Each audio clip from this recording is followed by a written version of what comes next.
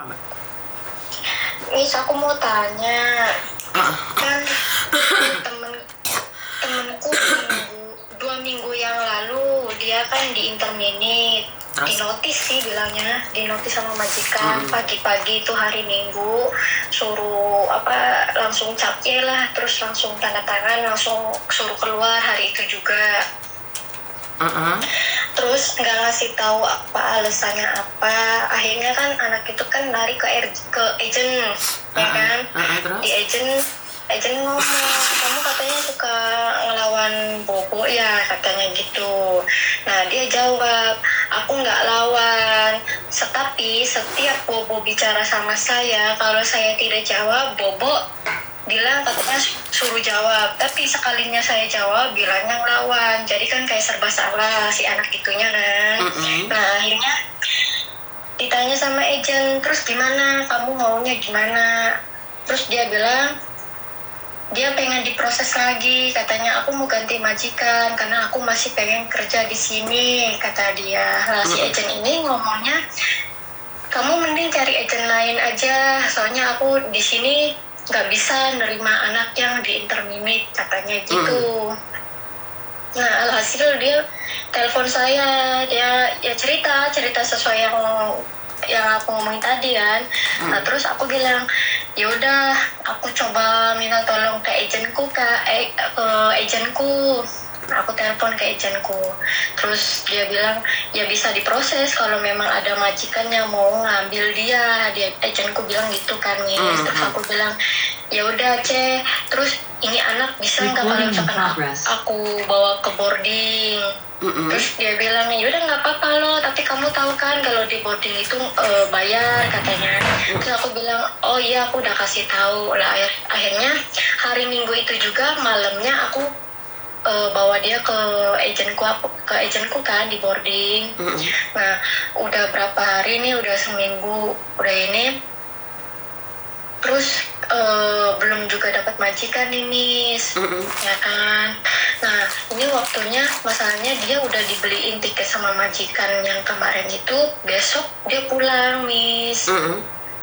Nah, aku nyuruh dia bilang ke agentku kan, aku bilang, coba kamu bilang sama si Cece ini gimana prosesnya, kayak kira-kira kalau di rumah masih bisa diproses enggak, cari majikan lewat Indo, aku bilang gitu kan. Tapi dia bilangnya nggak mau, males, gara-garanya kemarin itu si agent aku tuh ngechat aku Miss, katanya kamu tahu nggak temenmu ini di boarding beli makannya tuh makan sendiri.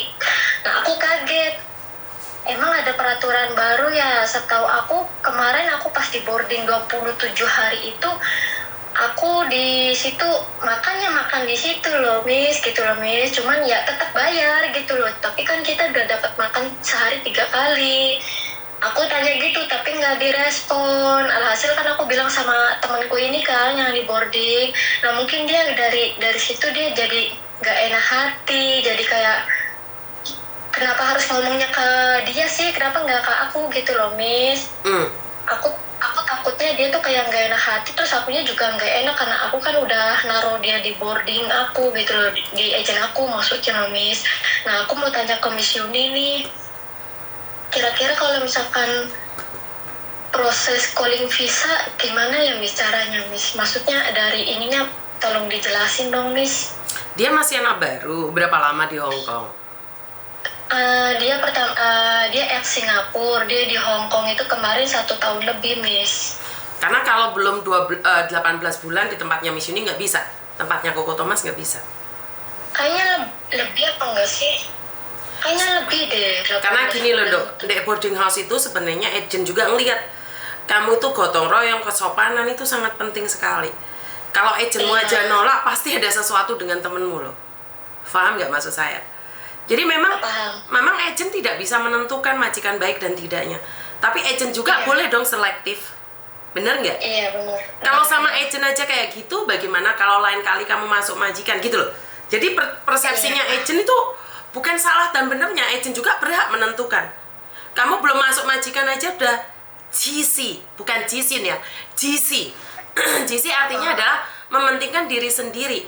Padahal itu nggak ada masalah. Tapi kan boleh juga agent tidak suka. Boleh dong. Iya benar. Jadi ya agentmu aja nolak. Pastinya Miss Yuni juga nggak nerima dong. Oh gitu ya Miss.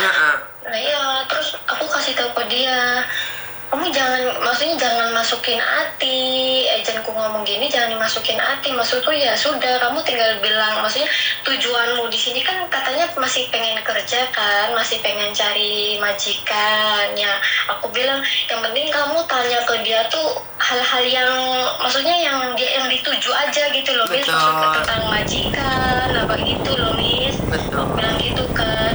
Nah dia bilangnya ya udah nanti aja lah, lagi mungkin dia lagi ada pikiran apa, aku juga nggak tahu ya, dia juga nggak cerita ke aku. Terus akunya jadi di sini nggak enak, gimana ini, soalnya waktunya kan udah nggak ada, besok dia pulang.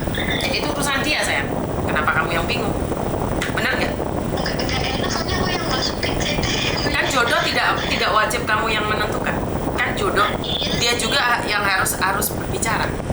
Jadi bukan hanya kamu, seperti yang Miss Yuni katakan, yang namanya Mbak Yulia itu finish kontrak, dia percaya 100% sama kita, itu pun kita nggak bisa menjanjikan dia dapat majikan. Padahal Mbak Yulia baik banget loh, baik banget, nggak pernah nggak nurut. Dia 4 tahun finish kontrak, tapi bahasa nggak bisa, tapi dia pasrah, dia berjuang, dia berdoa. Jadi kita bareng-bareng berjuang gitu loh, Dok. Percuma agent mati-matian mencarikan majikan, tapi kalau kamu tidak berjuang, nggak bisa sayang. Itu harus ada timbal balik. Ngerti nggak? Jadi bukan satu orang yang berusaha. Dari semua lingkup itu harus saling berdoa, saling membantu, dan saling mengisi. Nggak bisa agentmu ngomong kamu baik, tapi kamu nggak berusaha. Kamu nggak berdoa. Bener nggak? Terus kamu gampang baperan di Hongkong, ya nggak bisa sayang.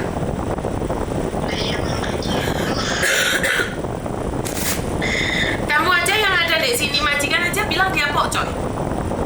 Bener nggak? Kita kan nggak tahu nih, kita nggak pernah hidup sama dia, kita nggak tahu, kita sekedar teman aja. Ya udah sewajarnya aja kamu bantu semampunya. Dan jadi orang jangan nggak enakan, itu adalah dia yang menentukan hidupnya.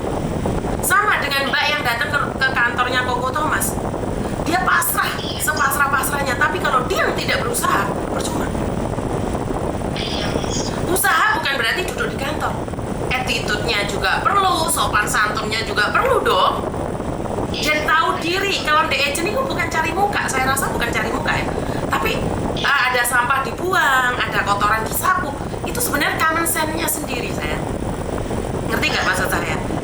Jadi jangan nyalain diri sendiri karena orang lain tidak bisa melakukan yang terbaik untuk dirinya sendiri, bukan selalu. Ngerti?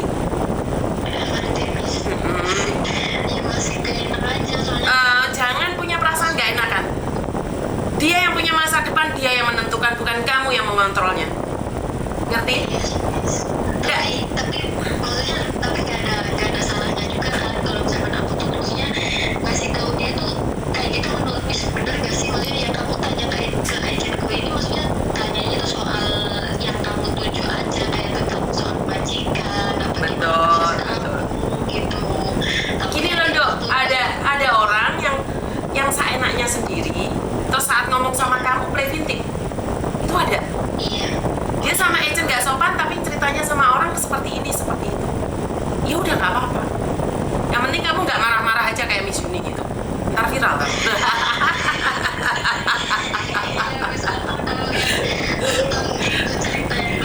Lah iya, makanya jangan marah-marah kayak Miss Yuni, ntar viral kamu. Jadi intinya adalah boleh nggak enakan, tapi ada batasan-batasan di mana biar kita punya limitation. Biar orang tuh tahu, oh oke, kalau seperti ini tidak seharusnya. Jadi orang lain mau nyoba, mereka mikir-mikir. Dan kalau orang itu nggak menyukaimu, ya udah kamu sudah tahu bahwa dia bukan yang terbaik buat kamu. Ngerti? Jadi udah lepaskan aja. Ngerti nggak? Aku tadinya lebih maksudnya mau tanya, maksudnya mau nggak sih dia ganti? Enggak, kita nggak mau. Kita nggak mau. Dia sudah ditolak 2 agent. Mungkin dia belum rezeki aja, mungkin di negara lain dia punya rezeki. Betul. Jadi biar dia berubah sayang, biar dia tahu bahwa setelah penolakan itu dia tahu bahwa dia yang harus diubah itu dirinya. Kalau satu agent bilang nggak bagus, itu mungkin agentnya yang nggak bagus. Kamu boleh prasangka agentnya nggak bagus. Tapi kalau 2 agent bilang dia nggak bagus, oke, masih bisa dikatakan 50-50. Tapi kalau 3-4 orang mengatakan dia tidak bagus, harusnya dia harus merubah dirinya sendiri. Bener nggak? Karena jodoh itu belum tentu. Mungkin nggak cocok buat saya, tapi mungkin cocok buat orang lain. Ngerti nggak? Mungkin nggak cocok di Hong Kong, mungkin cocok di Taiwan. Jadi udah nggak usah gigir, lanjutkan aja perjuanganmu. Kamu mampu bertahan di Hong Kong bukan berarti temanmu mampu bertahan di Hong Kong. Semangat ya. Oke, I love you. Jadi teman-teman, tidak bisa memaksakan orang lain sama dengan kita. Kita tidak bisa memaksakan orang lain mampu bertahan di Hong Kong. Gue orang Sugendo, karena itu semangatlah. Gue orang Sugendo, bertahanlah. Gue orang Sugendo, kerja keras, kerja ikhlas, kerja cerdas. Jadi semangat buat teman-teman yang ingin mendapatkan sesuatu yang indah di Hong Kong. Tidak hanya pada profilnya saja. Hong Kong sangat indah bagi kalian yang bisa menikmati. Hong Kong seperti sambal. Saat kecapan pertama, kecapan kedua itu sangat pedas, melelahkan, mencapekkan, memanaskan, menggilani, menggendengkan, menjatuhkan mental. Tapi setelah kamu benar-benar tahu rasanya Hong Kong, kamu tidak akan pernah ingin meninggalkan Hong Kong. Inilah pesona Hong Kong. Pesona Hong Kong saat pertama kali kamu memasukinya, terasa hambar, terasa sakit, terasa luka, terasa terjatuhkan, terasa terhina, terasa terluka. Meneh, nenek semboyan, kue gorong Sugendo. Jika kamu tidak mampu bertahan dengan kata-kata itu, kita akan goyang. Hinaan ini, matian ini. Tapi sebenarnya itu adalah motivasi bagi kalian yang ingin bertahan di Hong Kong. Sukses selalu buat kalian. Berkat Tuhan mengalir atas hidup kita semua. Dan saya selalu berdoa untuk kesuksesan. Jaga kesehatan. Jangan lupa kerja cerdas, kerja ikhlas, dan bye-bye.